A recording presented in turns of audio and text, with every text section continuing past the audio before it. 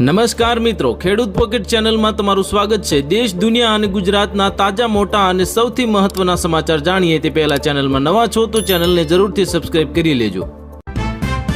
2026માં petrol ડીઝલની કિંમતમાં મોટી રાહતના સંકેત, ક્રૂડ ઓઇલના ભાવમાં ભારે કડાકાના એંધાણ। કોંગ્રેસના વરિષ્ઠ નેતા સુરેશ કલમાડીનું નિધન, લાંબી બીમારી બાદ 82 વર્ષની વયે લીધા અંતિમ શ્વાસ। હવે હેલ્મેટ નહીં, એઆઈ પોલીસ, ટ્રાફિક નિયમ તોડશો તો હેલ્મેટ કરશે પોલીસને રિપોર્ટ। છૂટાછેડા માટે 6 મહિનાનો કુલિંગ પીરિયડ ફરજિયાત નથી, ગુજરાત હાઈકોર્ટનો મહત્વપૂર્ણ ચુકાદો કરવામાં આવ્યો જાહેર। ઈરાનમાં બારેલો અગ્નિ, સરકાર વિરોધી દેખાવોમાં 35ના મોત, 1200 લોકોની કરવામાં આવી ધરપકડ। વેનેઝુએલાના નવા પ્રમુખની શપથવિધિ બાદ તણાવ, રાષ્ટ્રપતિ ભવન પાસે ભારે ગોળીબાર, અજ્ઞાત ડ્રોન દેખાયા। નોકરીમાં જનરલ સીટો પર એસસી, ઓબીસી અને એસટીનો પણ હક છે। ઓપન કેટેગરી કોઈ ચોક્કસ વર્ગ કે જાતિની જાગીર નથી, સુપ્રીમ કોર્ટે આપ્યું નિવેદન। મમતા બેનર્જી સરની પ્રોસેસમાં થયેલા મૃત્યુ મુદ્દે ઇલેક્શન કમિશનને કોર્ટમાં પડકારશે। તાલાલાના રિસોર્ટમાં દરોડા પાડવામાં આવ્યા અને દારૂની મહેફિલ માણતા 5 શખ્સો પકડાયા, સંચાલકની પણ કરવામાં આવી ધરપકડ। અંડર 19માં ટીમ ઇન્ડિયાની શાનદાર જીત, ભારતે દક્ષિણ આફ્રિકાને 8 વિકેટે હરાવીને સિરીઝ પર કર્યો કબજો। અમદાવાદ રિવરફ્રન્ટ ખાતે આંતરરાષ્ટ્રીય પતંગોત્સવની તૈયારીઓ તેજ કરવામાં આવી, 30 દેશોના 150થી વધુ પતંગોબાજ લેશે ભાગ। ભગવાનને પણ ન છોડ્યા, સબરીમાલા મંદિરમાં સોનાની ચોરી મામલે સુપ્રીમ કોર્ટની કડક ટિપ્પણી, અરજી ફગાવી। 2000ની નોટો પર રિઝર્વ બેંક ઓફ ઇન્ડિયાની મોટી અપડેટ, હજુ પણ ₹5669 કરોડની નોટો લોકો પાસે ફરે છે, આરબીઆઈએ આપી માહિતી। ઓએનજીસીની પાઇપલાઇનની લીક થતાં જ લાગી ભીષણ આગ, આંધ્રપ્રદેશનું આખું ગામ ખાલી કરવામાં આવ્યું। દિલ્હીમાં પોતાને જ ભાજપ આરએસએસના નેતા ગણાવતા દબંગોએ પિતા પુત્રને જાહેરમાં નગ્ન કરીને માર માર્યો, સીસીટીવી થયા વાયરલ। સુરેન્દ્રનગરમાં જમીન કૌભાંડમાં આરોપી કલેક્ટર રાજેન્દ્ર પટેલને બચાવવા પાટીદારો મેદાનમાં આવ્યા। સુરતના દરિયામાં 5 વર્ષથી ચાલતી ડીઝલ ચોરીનો ભેદ ઉખલ્યો, કેડિયા ટાપુ બન્યું ગેરકાયદેસર કારોબારનું કેન્દ્ર।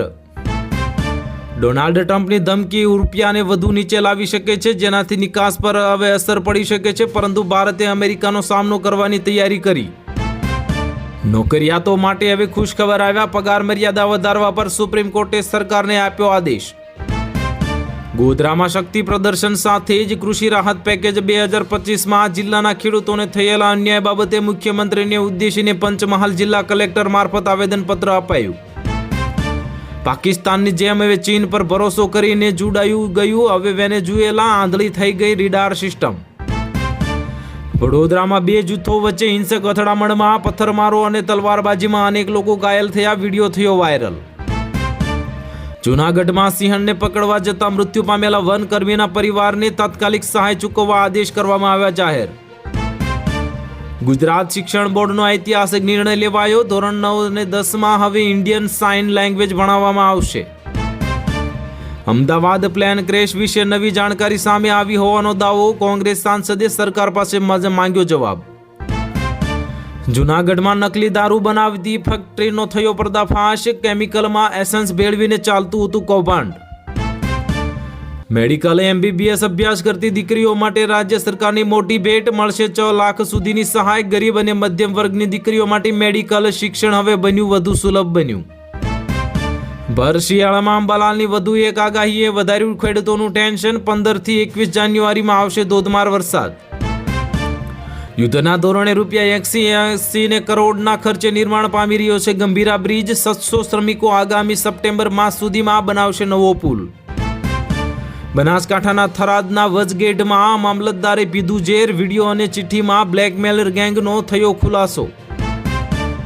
કિસાન સન્માન નિધિને લઈને મોટા સમાચાર, લાભ લેતા ખેડૂતો માટે અપડેટ આવ્યું, યુનિક ફાર્મર આઈડી કાર્ડ હવે જરૂરી, નહીં તો અટકી જશે 22મો હપ્તો।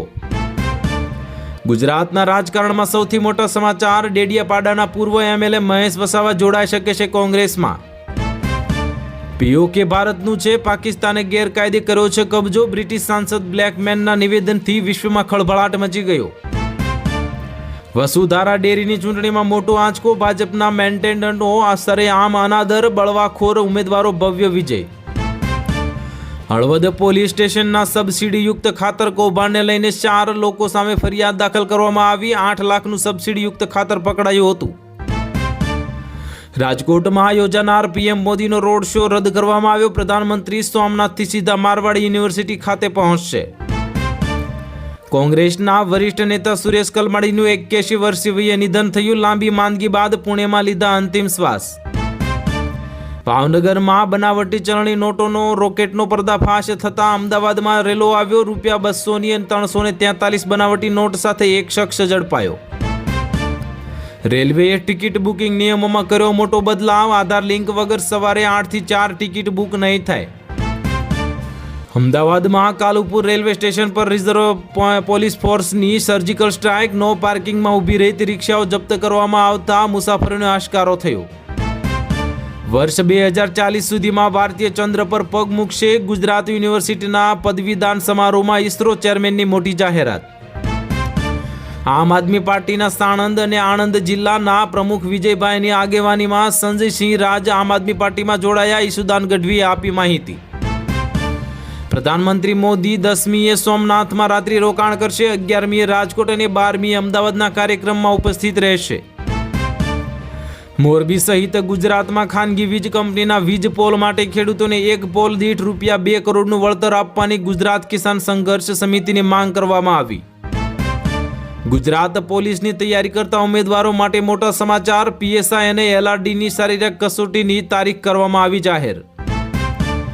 ગુજરાતમાં કૃષિ ક્ષેત્રે કઠોળના પાકોએ છેલ્લા કેટલાક વર્ષોમાં અભૂતપૂર્વ પ્રગતિ કરી. રાજ્યમાં કઠોળનું ઉત્પાદન માત્ર 6 વર્ષમાં બમણું થયું.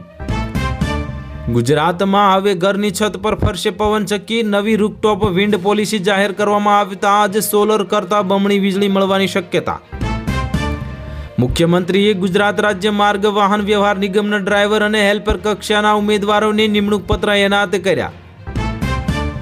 રાષ્ટ્રીય રક્ષા યુનિવર્સિટી ખાતે રાષ્ટ્રીય માર્ગ સલામતી માસ 2026 નિમિત્તે માર્ગ સલામતી જાગૃતિ પ્રવૃત્તિઓનો શુભારંભ કરવામાં આવ્યો. ગાંધીનગરમાં ટાઇફોઇડને નાથવા તંત્ર ઊંધા માથે. પાણીપુરી અને ઠંડા પીણાના 100 થી વધુ લારીઓ બંધ. હજુ પણ અનેક સ્થળોએ પાણી લીકેજ. રિલાયન્સ ઇન્ડસ્ટ્રીઝના ચેરમેન શ્રી મુકેશભાઈ અંબાણીએ પરિવાર સાથે સોમનાથ મહાદેવના ચરણોમાં શીશ ઝુકાવ્યું. નમો શ્રી યોજનામાં છેલ્લા 1 વર્ષમાં 7 લાખથી વધુ લોકોએ લાભ લીધો. ગુજરાત સરકારે લાભાર્થીઓને ₹437 કરોડ ચૂકવ્યા. ગ્રામ પંચાયતોમાં 125% આયોજન સાથે વિકાસ પ્રકલ્પોને વેગ અપાશે ગુજરાત સરકાર. ગાંધીનગરમાં છેલ્લા 24 કલાકમાં ટાઇફોઇડના નવા 10+ કેસ નોંધાયા. અત્યાર સુધીમાં 130 બાળકો પોઝિટિવ કેસ. નાયબ મુખ્યમંત્રી હર્ષ સંઘવીએ રાજકોટમાં સૌરાષ્ટ્ર કચ્છના અગ્રણી ઉદ્યોગકારો સાથે કર્યો સંવાદ. બગદાણા હુમલા કેસમાં મોટા સમાચાર. કોળી સમાજના દિગ્ગજ નેતાએ મળતા જ મુખ્યમંત્રીએ લીધો મોટો નિર્ણય. બગદાણાની બબાલ મામલે હવે કોળી સમાજના વકીલો થયા એકજૂટ અને 6 સભ્યોની લીગલ ટીમની કરી રચના.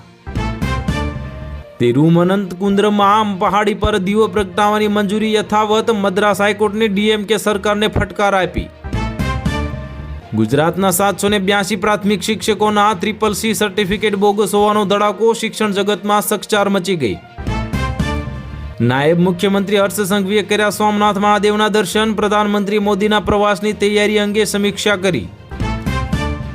3691 આંગણવાડી બહેનોની તાલીમ સાથે શિક્ષિત અને સુપોષિત ગુજરાતનો સંકલ્પ લેવામાં આવ્યો. સોનિયા ગાંધીની તબિયત બગડી. દિલ્હીની સર ગંગારામ હોસ્પિટલમાં દાખલ કરવામાં આવતા તબીબોની ટીમ દ્વારા સતત નિરીક્ષણ કરવામાં આવી રહ્યું છે. ગુજરાતમાં જમીન રીસર્વેની કામગીરી હવે તાલુકા કક્ષાએ થશે. ખેડૂતોને વાંધા અરજી માટે હવે 31 ડિસેમ્બર 2026 સુધીની મુદત મળી. તો હાલ માટે આટલું જ. મળીશું નવી અપડેટ સાથે. જો વિડીયો પસંદ આવતા હોય તો વિડીયોને કરી દેજો લાઇક અને ચેનલમાં નવા હોય તો ચેનલને કરી દેજો સબસ્ક્રાઇબ.